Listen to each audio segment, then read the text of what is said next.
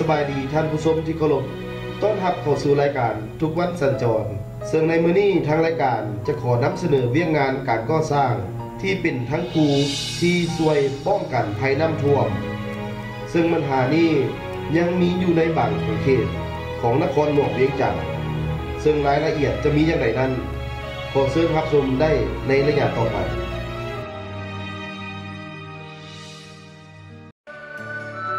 รายการพุทธธรรมนำชีวิตเป็นรายการนำเอาคำสั่งสอนของพระพุทธเจ้าเป็นแสงธรรมแสงเทียนอบรมบ่มสอนและปลูกจิตสำนึกให้แก่เยาวชนสาวหนุ่มและพุทธศาสนิกชนทั้งหลายให้ประพฤติแต่ความดี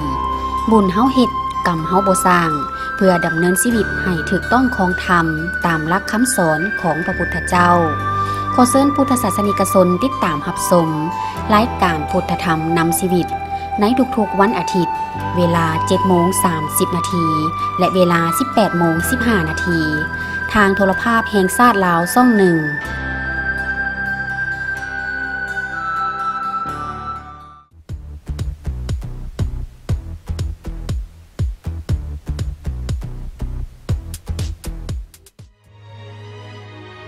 ครหลวงเวียงจันทน์ขึ้นชื่อได้ว่าเป็นเมืองหนึ่งที่มีการเล็งใส่การพัฒนาพื้นฐานโครงห่างของตัวเมืองมีการปลูกตึกอาคารห้างสรรพสินค้าสำนักงานและเส้นทางก็มีการบูรณะปรับปรุงแต่ในนั้นก็ยังมีบางเส้นทางที่ถือว่าเป็นเส้นทางยุทธศาสตร์หนึ่งที่การบูรณะซ่อมแซม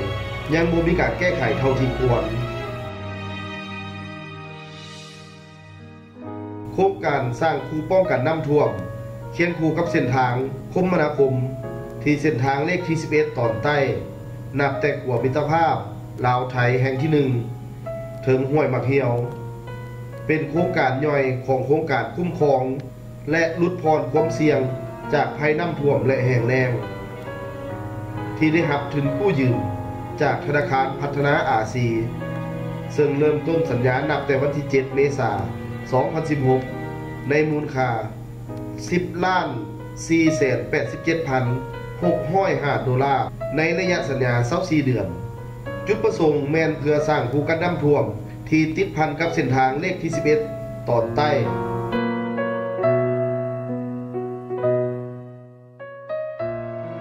ระยะที่1แม่นยกระดับคูป้องกันน้ำท่วมเก่าเริ่มจากสถานีควบคุมดาวเทียมลาวหาขัวมิตรภาพระยะ 4,000 กับ 50 เมตรระยะที่2นับแต่ขัวมิตรภาพหาห้วยมักเหี่ยวระยะทาง 26.4 กิโลเมตรระยะนี้แม่นการปรับปรุงให้เป็นคูกันน้ำติดพันเส้นทางที่สามารถสัญจรได้มีความกว้าง10 เมตรปูด้วยยางอัสฟัลต์หนา5 เซนติเมตรเพื่อสะดวกต่อเส้นทางสัญจร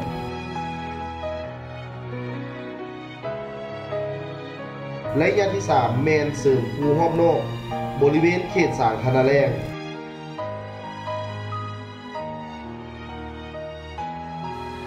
โครงการก่อสร้างคูป้องกันน้ำท่วม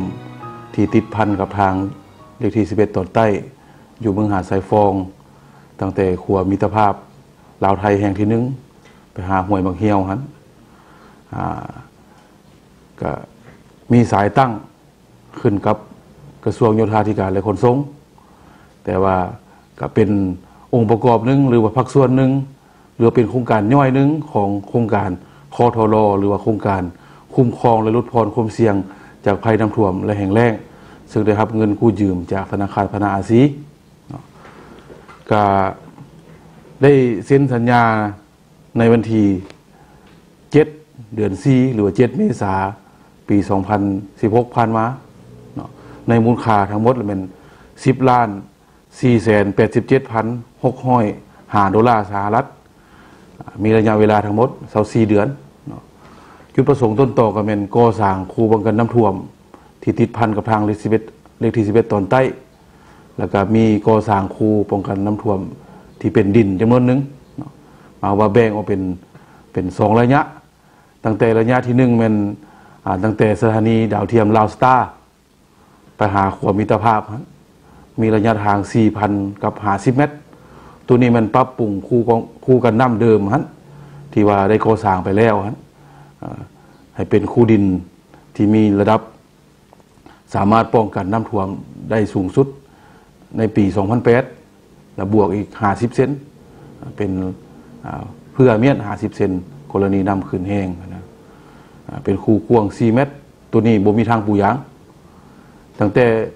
ช่วงที่2ตั้งแต่ขัวมิตรภาพไปหาห้วยบางเหี่ยวระยะทาง 26.4 กิโลเมตรตัวนี้เลยแม่นปรับปรุงให้เป็นคู่กันน้ำแล้วก็มีทางรถแล่นอยู่ทางถึงหมายว่ามีทางรถแล่นกว้าง10 เมตรปูด้วยอัสฟัลต์หนา5 เซนติเมตรระยะทาง 26.4 หมายว่าเป็นเส้นไส้เป็นเส้นทางคมนาคมเส้นทางสัญจรพร้อมและตัวที่3ถือว่าเป็นการก่อสร้างใหม่เพื่อป้องกันเขตเศรษฐกิจอยู่เขตสางทานาแรงฮะแล้วก็บ้านท่าเรือ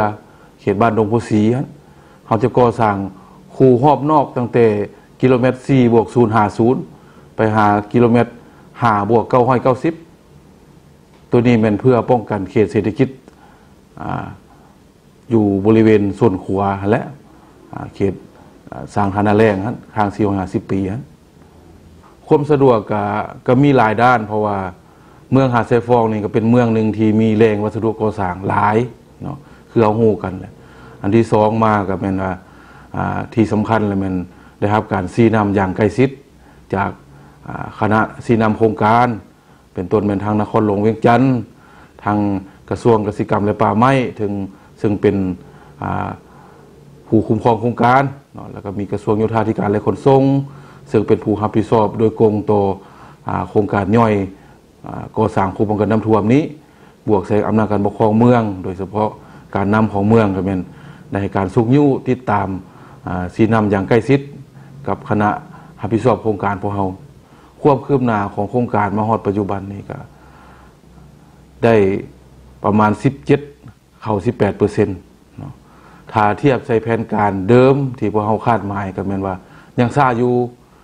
สาเหตุของการซักซ่าก็แม่นว่า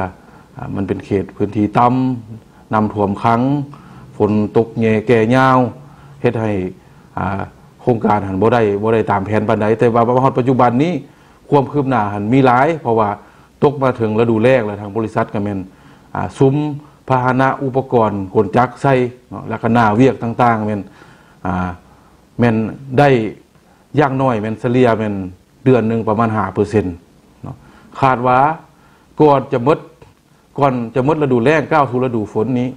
เวียกทั้งหมดจะได้ประมาณ 35% มาว่าได้ตามแผนการที่พวกเขาคาดหมายไว้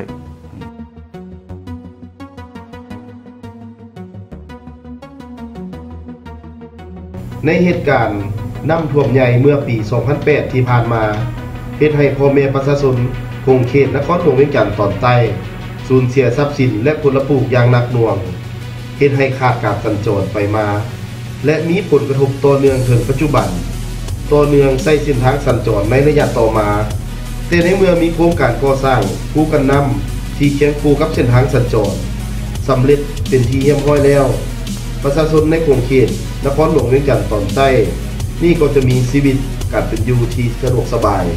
การค้าขายขนส่งเครื่องปลูกที่เป็นสินค้า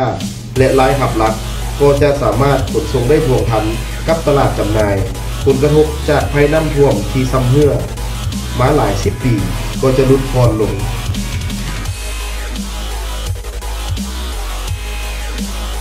เลยอยู่มาแต่โดนพูดแล้วตั้งแต่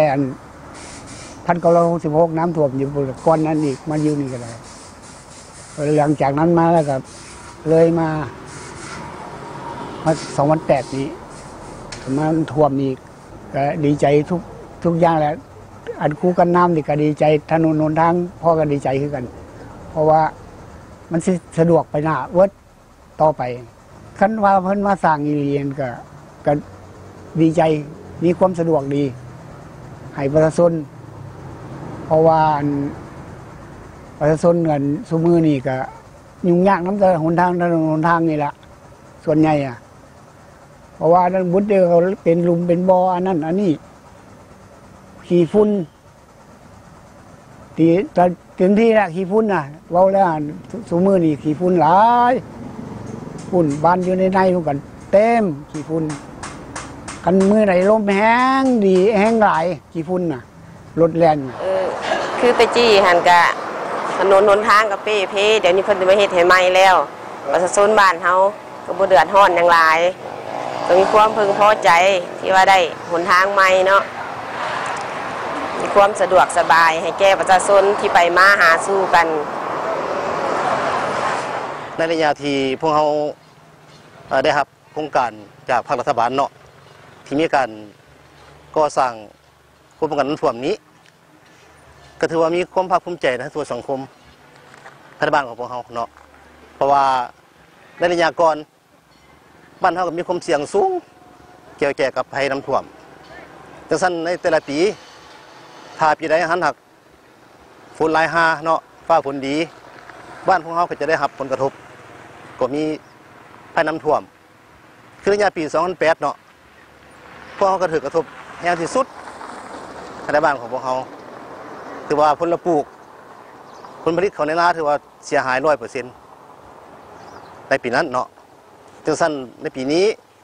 พวกเราก็ได้เห็นภาครัฐบาลตอนนี้มีโครงการก่อสร้างโครงการน้ำท่วมนี้ก็ถือว่าเป็นสิ่งที่ดีแล้วเนาะเป็นสิ่งที่ภาคภูมิใจให้แก่เบิดทั่วสังคมของบ้านของพวกเราเพราะว่าพวกเราจะปราศจากภัยน้ำท่วมก็คือความเสี่ยงอาจจะบ่มีเนาะจังสั้นในระยะการก่อสร้างนี้ก็หมายความว่าต่อผลกระทบต่อครอบครัวที่ถือผลกระทบเนาะก็มีความความรู้สูงและมีการประกอบส่วนน้ำภาครัฐก็คืออำนาจการปกครองเป็นต้นการยกย้ายบ่การประกอบส่วนเสียหายน้อยก็โมเฮห้องเสียหายหลายภาครัฐบาลเท่าไรก็มันมีความพร้อมเพรียงมีความยินดีครับเอาเนาะในการยกย้ายสิ่งกีดขวางบ่แล้วมันเขาจะมีความพร้อมนำภาครัฐบาลหรืออำนาจการปกครองแม่นบ่มีความยากเนาะเขาจะเข้าใจที่สุดเลยต่อปัญหาดังกล่าวและอีกประการหนึ่งก็เป็นสิ่งที่ดีและเป็นสิ่งที่ภาคภูมิใจทั่วสังคมบ้านของเขามีการรอคอยมาดุนนานอยากเห็นทางที่มีการพัฒนาเนาะนอกจากสร้างผู้ป้องกันน้ำท่วมแล้วยังจะเป็นทางอัศพานเนาะอันนี้เป็นสิ่งที่ดีแต่เมื่อก่อนก็เป็นทางแคบไปมาบ่สะดวกออกจากบ้านเขาไปฮอดท่าเรือเนี่ยก็ประมาณชั่วโมงหนึ่งเนาะเมื่อก่อนแต่ไม่เห็นปัจจุบันนี่พวกเขาไปมากับเพียงแต่25 นาทีหรือ3 นาทีก็เป็นฮอดเนาะปกครองเมืองหรือ35-40 นาทีก็ฮอดนครหลวงเวียงจันทร์ตลาดเช้าเด้การลากแกสิ่งปลูกฝังผลผลิตก็เป็นสะดวกสบายง่ายขึ้นเนาะอันนี้เป็นผลที่ดีที่สุดต่อบ้านของเราพอเฉพาะบ่รวมคือทั่วเมืองหาดทรายฟองเนาะเป็นมีความภาคภูมิใจเจ้าแน่นอนแหละโครงการตัวนี้มันเป้าหมายมันก่อสร้างเพื่อป้องกันน้ำท่วมนครหลวงเวียงจันทร์ตอนใต้ซึ่งเหตุการณ์น้ำท่วมใหญ่ในนครหลวงเวียงจันทร์ในปี 2008 ได้เฮ็ดให้มีความเสียหายต่อนครหลวงเวียงจันทร์ตอนใต้อยู่เขตเมืองหาดทรายฟองและเมืองปากงึมมันเป็นจำนวนล่วงหลายว่าซั่นซะทางรัฐบาลจึงได้เสนอให้องค์การจะตั้งสากลโดยเฉพาะธนาคารพัฒนาอาเซียนนี่เข้ามาช่วยเหลือแต่ในเมื่อโครงการนี้ก่อสร้างสำเร็จก็แน่นอนว่าเหตุการณ์น้ำท่วมใหญ่คือกับปี 2008 ถ้าเกิดขึ้นอยู่ในอนาคตข้างหน้าก็หมายความว่าจะสามารถป้องกันและลดพรความเสียหายและผลกระทบในแบบนั้นในปี 2008 นั้นได้ว่าซั่นซะอันที่สองก็แน่นอนว่าในเมื่อมันเป็นทางคู่ป้องกันน้ำท่วมและเป็นทางสัญจรซึ่งว่าเป็นทางสัญจรที่ได้มาตรฐานที่ออกแบบใส่มาตรฐานใหม่ของกระทรวงโยธาธิการและขนส่งและมาตรฐานทางของอาเซียนน้ำหนักบรรทุก11 ตันต่อเผาปูด้วยยางอัสฟันอายุการออกแบบก็15-20 ปีเนาะก็จะเป็นเส้นทางคมนาคมหลักให้กับชาวเมืองหาดทรายฟองก็คือชาวนครหลวงเวียงจันทร์ออกไปสู่เมืองปากงึมก็คือออกไปสู่ภาคใต้ท่านผู้ชมเนื้อในที่ทางรายการได้นำเสนอในมื้อนี้ก็เป็นเวียกงานพัฒนา ที่ทางพรรคและรัฐบาลร่วมสุมใส่เพื่อยกระดับชีวิตการเป็นอยู่ของพ่อแม่ประชาชนให้ดีขึ้นเรื่อยๆและโครงการนี้ก็เป็นอีกโครงการหนึ่งที่จะช่วยเวียกงานที่พัฒนาให้ชาติเฮาก้าวเท่าเทียมกับสากลได้มาฮอดนี้เวลาของทางรายการก็หมดลงแล้วขอขอบใจทุกภาคส่วนที่ให้ความร่วมมือขอขอบใจท่านผู้ชมที่ให้เกียรติติดตามพบกันใหม่ในวันและเวลาเดียวกันนี้สบายดี